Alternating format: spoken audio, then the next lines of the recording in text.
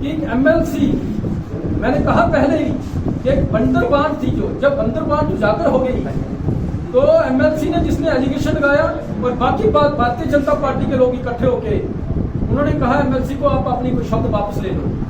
इसके पीछे षड्यंत्र था, वो क्या था, कौन षड्यंत्रकारी हैं, कौन सी ताकतें हैं जो जम्मू कश्मीर की जनता को लूट रही हैं, उनको एक्सपोज करना आम आदमी पार्टी का काम है और आम आदमी पार्टी हमेशा एक्सपोज करती रहेगी।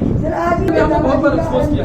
जहां तक रंधावा जी की बात है, मैंने पहले बता दिया कि ये माफीनामा नहीं है, ये माफीनामा नहीं है, ये भारतीय जनता पार्टी का जो बंदरबांट जो एक्सपोज हुआ है वो है। आम आदमी पार्टी हमेशा पहले से भी आवाज उठाती रही है। अब हमने हर जगह पे आरएसपुरा में ट्रैक्टर ट्राली यूनियन के साथ मिलकर हमने आवाज उठाई, क्योंकि ट्रैक्टर ट्राली सबसे अगर जो सफर किया है वो ट्रैक्टर ट्राली वालों ने सफर किया है। आज इसके लैंड इलीगल माइनिंग के नाम पे किसानों के ट्रैक्टर पुलिस स्टेशनों के अंदर सड़ रहे हैं। सरकार ने आज तक पॉलिसी क्यों नहीं बनाई इसकी? सभी मीडिया बंधुओं का आम आदमी पार्टी की इस ऑफिस में आप सबका स्वागत है।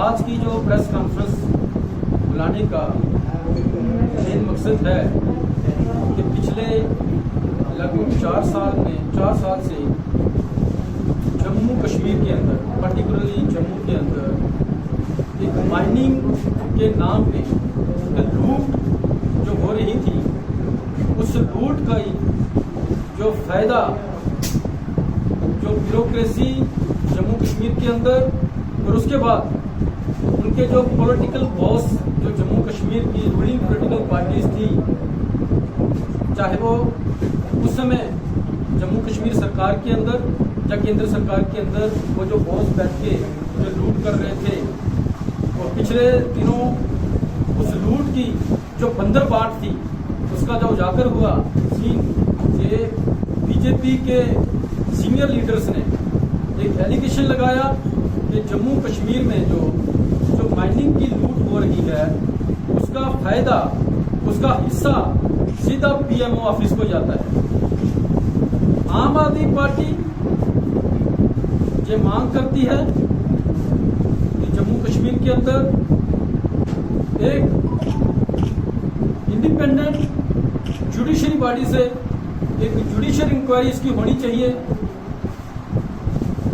ये पिछले 4 सालों से जो जनता की खून की कमाई की गाड़ी कमाई का पैसा, जैसे कि बीजेपी के एक्स एमएलसी ने एलिगेशन लगाया कि पीएमओ ऑफिस में जाता था, उसकी एक जुडिशियल इंक्वायरी होनी चाहिए और दूध का दूध पानी का पानी होना चाहिए, सामने आना चाहिए। जो इलीगल माइनिंग के नाम पे एक public interest litigation Jammu Kashmir high court में लगी थी, सरकार जो कि एक वेलफेयर स्टेट है उसको for the welfare of the people काम करना चाहिए था।